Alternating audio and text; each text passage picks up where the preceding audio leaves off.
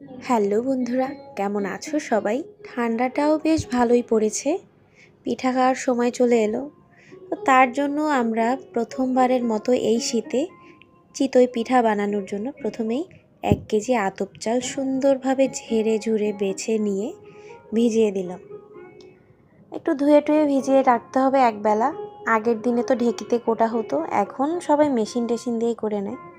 তো তারপরে দেখো চালটা গুঁড়ো করে কুসুম গরম পানি দিয়ে গুলে নিলাম। হালকা একটু নুন দিয়েছি পরিমাণ মতো। আর এদিকে দেখো চুলা জ্বালিয়ে আগে থেকেই শাঁসটা গরম করতে দিয়েছিলাম। আর এটা রেডি একেবারে পিঠা ভাজার জন্য। তবে দুঃখের বিষয় কি আর বলবো, শাঁসটা চুলায় দেওয়ার সাথে সাথে একদিকটা ফুটো হয়ে গেছে।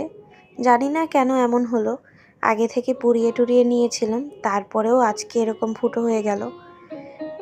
তারপরেও আমরা এই সাজের মধ্যেই পিঠের গোলাটা ঢেলে দিলাম ভাজার জন্য। তো প্রথমবারে দেখো কেমন একটা কালো কালো হয়ে যাচ্ছিল, জানি না কেন এমন হয়েছে। আর পিঠাগুলো ভালো ফুলছিল না। তো তারপরেও আমরা বারবার করে এটায় কয়েক খোলা ভাজার জন্য দিয়ে দিয়েছিলাম। তো প্রথমবারেরগুলো বেশ ভালো হয়েছে, তবে তেমন একটা ফুলকো ফুলকো ভাব হয়নি। তো তারপরে কয়েকবার ভাজার পরে চিন্তা করলাম যে আমাদের এই শাঁসটা একটু বদলে নিতে হবে। আরেকটা কথা হচ্ছে, আমাদের এলাকায় কিন্তু এটার নাম সাজের পিঠা। অনেক জায়গায় অনেক নাম হয় হয়তো, তবে ভালো নাম চিতই পিঠাই। আর আমাদের এলাকায় এটার নাম সাজের পিঠা।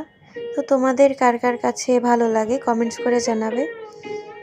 আমার কাছে ভিজানোটা খুব ভালো লাগে, একেবারে দুধ চিতই যেটা। আজকে তো আমরা এমনিতে সবাই মিলে খাওয়া দাওয়া করছিলাম।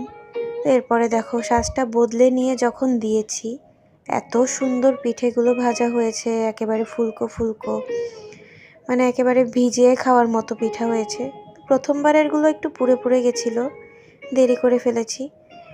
তো সমস্যা নেই, সাজের পিঠে একটু পুরো পুরোই ভালো লাগে। তারপরে বারবার করে কয়েক খোলা এটাতে ভেজে নিয়েছি। পরের পিঠাগুলো কিন্তু সত্যিই দারুণ হয়েছিল, একেবারে ফুলকো ফুলকো, যেমন খেতেও ভালো লাগছিল। তো বেশ ভালো লাগছিল। তোমাদের সবার কাছে ভিডিওটা কেমন লাগলো কমেন্টস করে জানাবে। কে কে শীতে পিঠা খাওয়া শুরু করে দিয়েছো সেটাও জানাবে। ভালো থাকবে সবাই, আবার চলে আসবো। ধন্যবাদ সবাই।